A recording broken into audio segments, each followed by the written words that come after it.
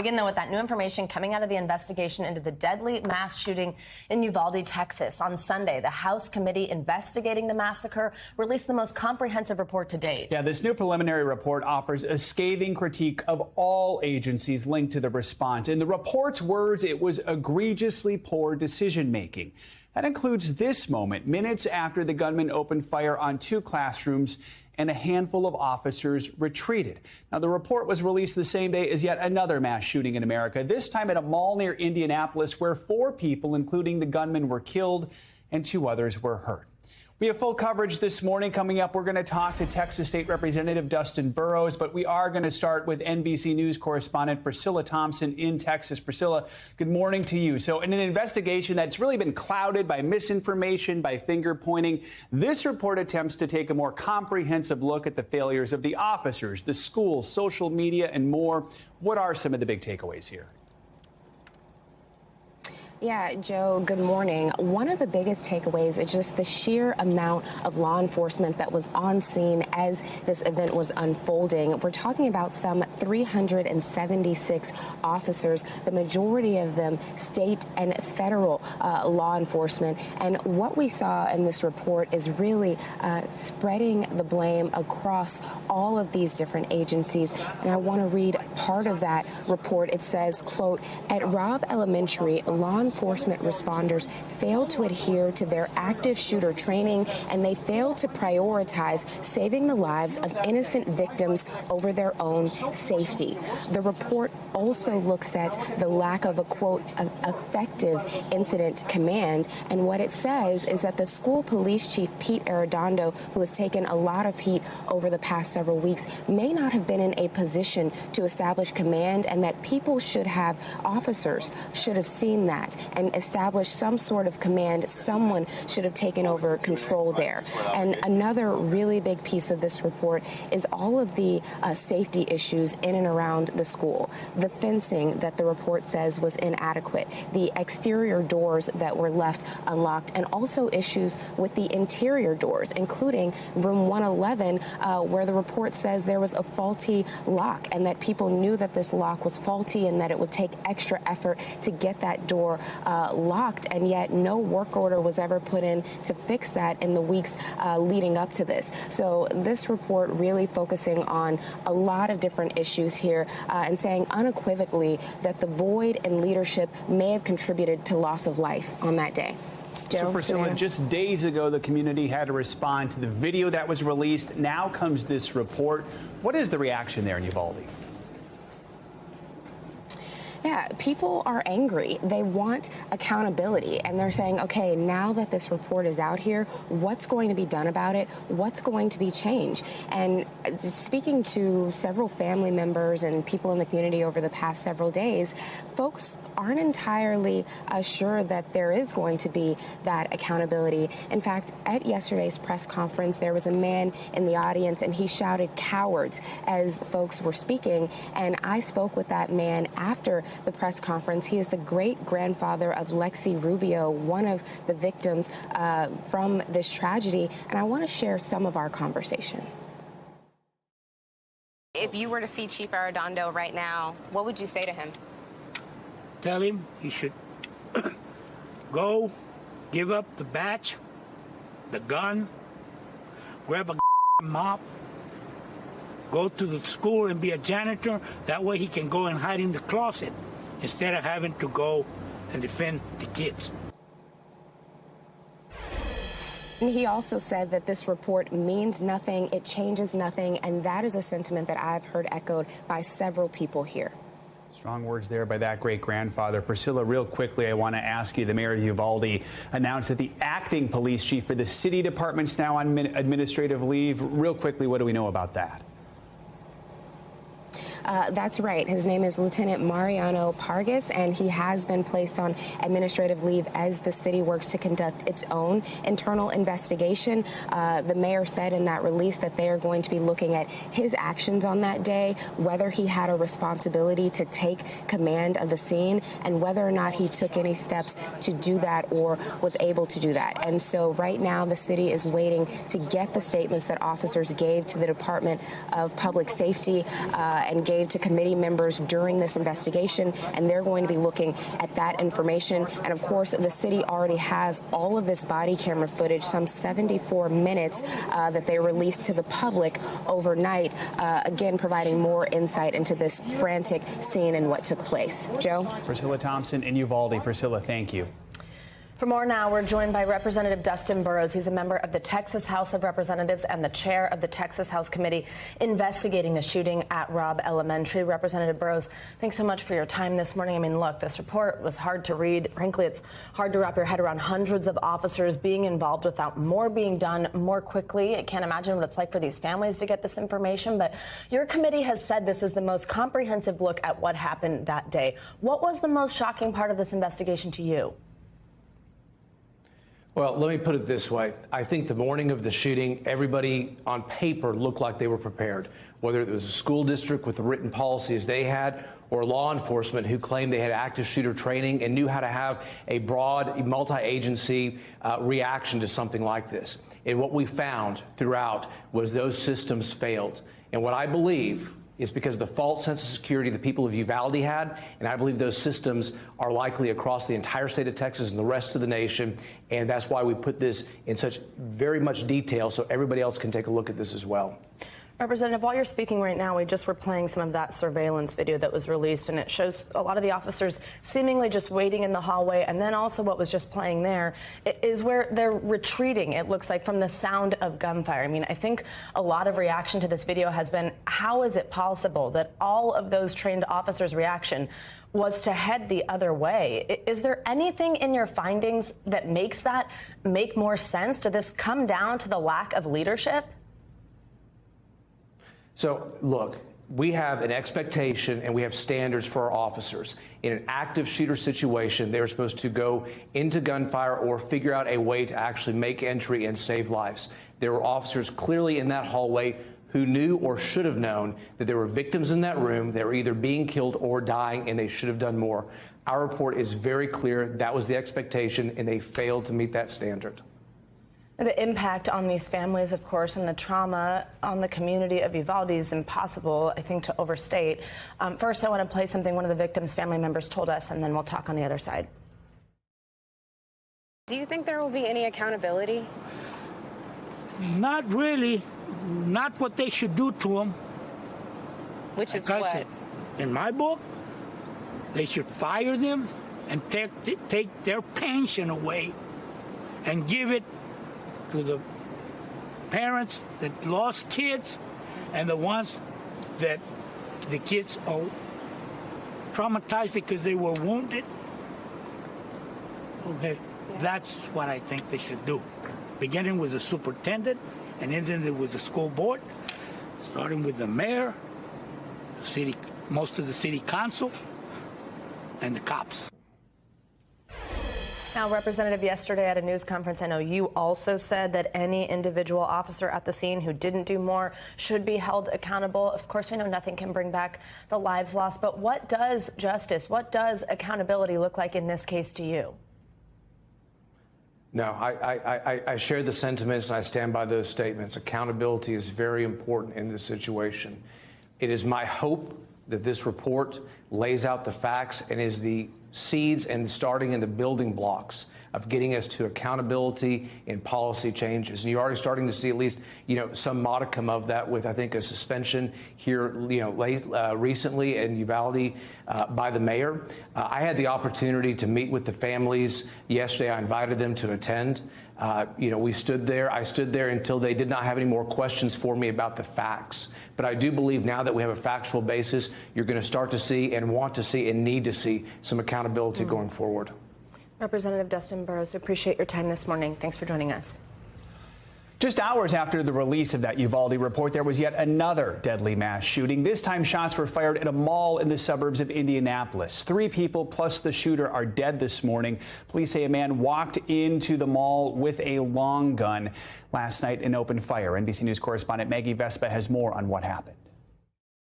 Investigators this morning are searching for a motive behind America's latest mass shooting. This one in Indiana, they say it left 4 people dead, including the shooter, and at least 2 wounded, including a 12-year-old girl who we're told has minor injuries.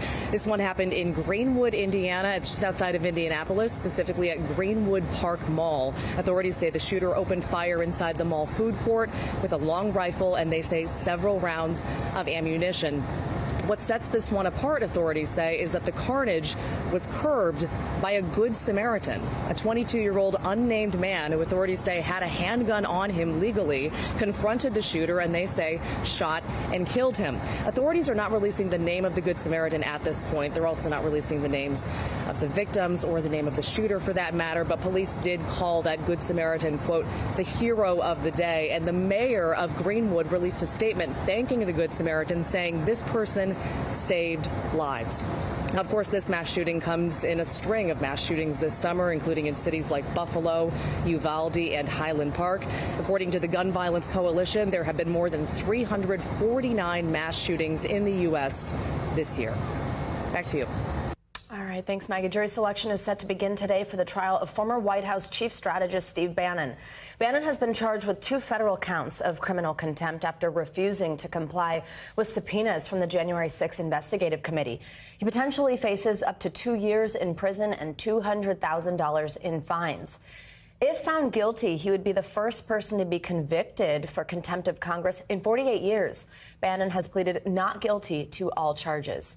To walk us through this trial, we're joined by NBC News national security correspondent Ken Delanian and NBC News legal analyst Danny Ceballos. Good to have you both with us. Ken, I'll start with you. So just one day before the January 6th attack, Bannon seemed to be talking about what was to come. First, let's listen to that. All hell is going to break loose tomorrow. Just understand this. All hell is going to break loose tomorrow. It's going to be moving. It's going to be quick. So that there is some of the type of evidence the committee is looking to question Bannon on. Remind us here what his testimony would do for the January 6th committee, and what role is the House panel accusing him of playing during the attack? Good morning, Savannah. Well, in the subpoena for his testimony, the panel said that that statement that you just played suggested that Bannon had some foreknowledge of what was going to happen on January 6th. And they want to ask him about his activities at the Willard Hotel in the days before the riot, where he and Rudy Giuliani and John Eastman, that lawyer for the Trump campaign, sort of convened what you might call a war room or a command center for the big lie, because they were in that hotel and they later billed the Trump campaign for those rooms, and they were calling members of state legislatures, trying to convince them to provide an alternate slate of electors. They were trying to put pressure on Vice President Mike Pence. This is all according to public reporting. And the committee wants to question Bannon and some of the other people about that. The reality is, though, it's very likely that they will never be able to get that evidence, at least from Steve Bannon, but they're getting it from other places, Savannah. Danny, let's bring you in here. So the judge overseeing this case has put strict limits on the possible lines of defense for Bannon. Explain what those are and what you expect to see from this case as a result of those limits. There's almost nothing left in terms of defense. Steve Bannon wanted to argue that he relied on the advice of his attorney, or that President Trump essentially through an attorney told him that he had to demand executive privilege. The judge has stripped away all of those and basically left the only defense being that whether or not he understood the timeline for compliance. That's not much of a defense.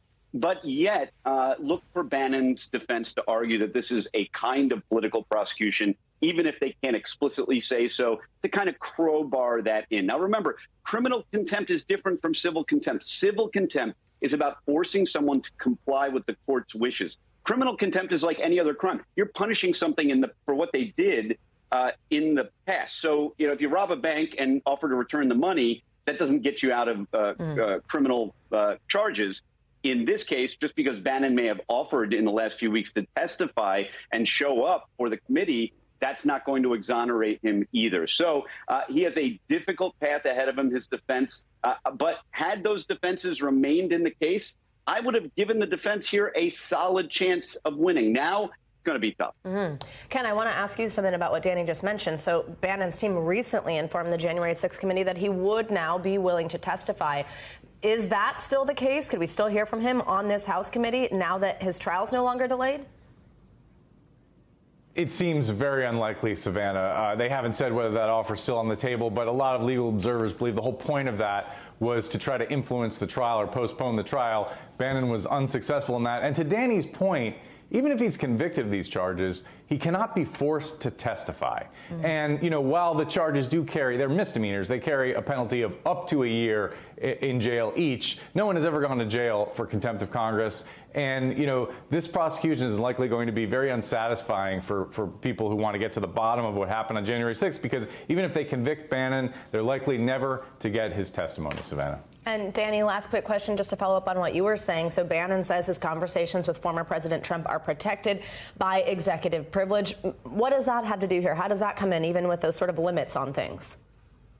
Very little. It has almost nothing to do with this trial, mostly because the judge has stripped away those options for the defense. Now, if I were defending Bannon, I would want to make that a centerpiece of my defense. And it's essentially been taken away from Bannon. So look, they're not going into trial with a whole lot of options. They're just going to have to put up what they can and hope they can persuade a jury, or at least one juror, to hold out. But in reality, Bannon probably isn't sweating this too much because it's a federal misdemeanor. Most criminal defense attorneys have probably never had a case that's just a federal misdemeanor. They're not brought that often, which adds to Bannon's argument likely that this is a kind of political prosecution. That's the kind of thing a jury might not look too favorably on. So still, the odds are statistically against Bannon in this case. All right, Danny Savalos, Ken Delanian, thank you both so much. And the House committee investigating January 6th is gearing up for its 8th public hearing. This one is scheduled for prime time, taking place this Thursday night. The panel is expected to focus on former President Trump's alleged inaction while the Capitol was under siege. Committee member Adam Kinzinger offered a preview. This is going to open people's eyes in a big way. The reality is, I'll give you this preview, the president didn't do very much, but gleefully watch television during this time frame. We're going to present a lot more than that. But I could only imagine I knew what I felt like as a U.S. congressman. If I was a president sworn to defend the Constitution, that includes the legislative branch, watching this on television, I know I would have been going ballistic to try to save the Capitol. He did quite the opposite. The president didn't do anything? The president didn't do anything, and we're going to fill those blanks in. Joining us now is NBC News senior congressional reporter Scott Wong. Scott, good morning to you. So this next hearing will likely be the last one for some time, though the committee has hinted at more hearings later this year as it continues its investigation. So what can we expect in prime time on Thursday night?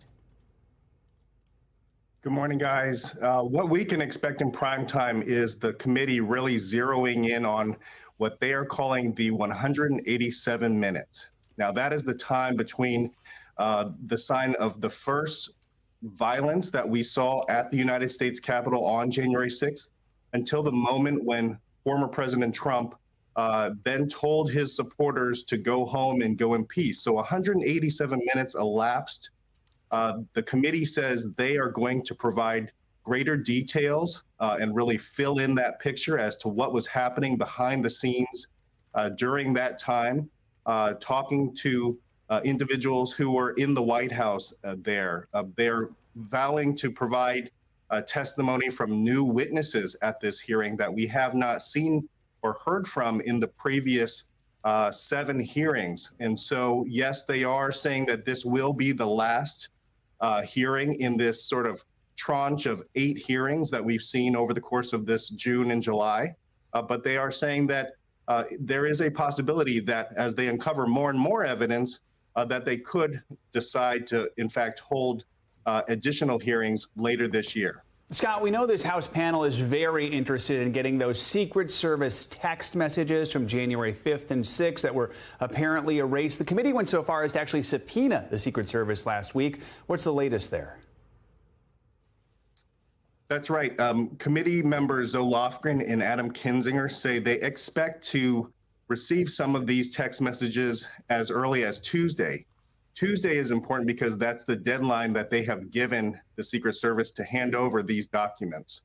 Now, the Secret Service is saying that, there's nothing nefarious here. They said they did not permanently delete these messages. They say that these messages were lost on these iPhones during a normal migration of data, and that they say this information is retrievable. And they say that they are fully cooperating with the investigation. with the January 6th committee. Now, the reason why these text messages are so important and of value to the January 6th committee is because they could corroborate key testimony from Cassidy Hutchinson, the former White House aide, who has alleged, based on conversations she had with other White House officials, that on January 6th, President Trump was trying to join his supporters, violent supporters, at the Capitol. And secondly, that he got into a physical altercation with some of his top security officials who were with him in the vehicle that day as he was, arguing with the Secret Service and trying to go to the Capitol. At one point, grabbing the steering wheel. At one point, grabbing towards the throat or the clavicle of one of his top officials. And so those text messages, the January 6th committee believes will hold the key to whether or not Cassidy Hutchinson's testimony can be corroborated. All right, Scott Wong, thank you so much. Appreciate it. Now, a massive heat wave is making its way across the country this morning. Temperatures will hit over 100 degrees in the South and Midwest today, and they're expected to remain there for most of the week. More than 50 million Americans are forecast to be under dangerous heat advisories in the coming days. And the sustained heat is putting a strain on states' power grids as officials ask residents to conserve energy and reduce the amount of time spent using air conditioning. So how hot is it going to get across the country? For more, let's check on your morning news now. Weather. Which means Michelle Grossman is with us now. Hey, Michelle. Hey there, guys. This remains a really big story. We're going to see this heat wave continuing at least until next week. And it's not just in the U.S., it's global, too. I'll show you some numbers in Europe in just a bit. But first, back at home, we're looking at 35 million Americans under a heat alert. And these heat alerts stretch from the west into the Intermountain West, the Midwest, and even into parts of the lower Mississippi Valley. So many alerts across the area. We're looking at heat advisories, heat watches, and heat warnings. But the heat stretches well beyond these alerts. We're looking at temperatures, 141 million Americans above 90 degrees today. Over 50 million Americans seeing temperatures into the triple digits. And we're looking at a lot of triple digits today. It's going to feel like 110 in many, many spots. That's pretty widespread across the plains.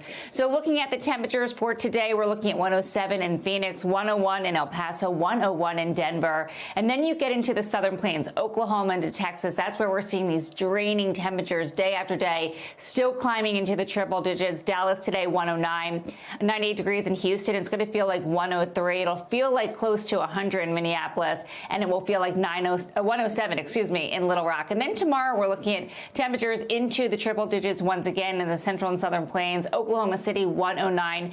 That's what it's going to feel like. It'll feel like 110 in Little Rock. Notice New York City, it's going to feel like 93 tomorrow. And then we're really going to see those temperatures set in New York City, temperatures in the mid-90s. Wednesday, Thursday, 92 by Friday. So it's going to be a week long of temperatures in the 90s, probably a heat wave there. Now, it's extreme across the globe, too. So back at home, we have this area of high pressure. It won't budge. It's been stuck for about a month, and that's what's pumping in this hot air. But as we go across the pond and we go to Europe, we're looking at the same story. We're looking at temperatures well above normal for this time of year, a dangerous and deadly heat wave in Europe. Also looking at a lot of wildfires there. So we're looking at temperatures into the triple digits in Paris, 102 today and 105 tomorrow.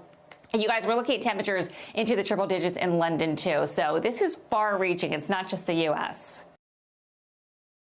Thanks for watching our YouTube channel. Follow today's top stories and breaking news by downloading the NBC News app.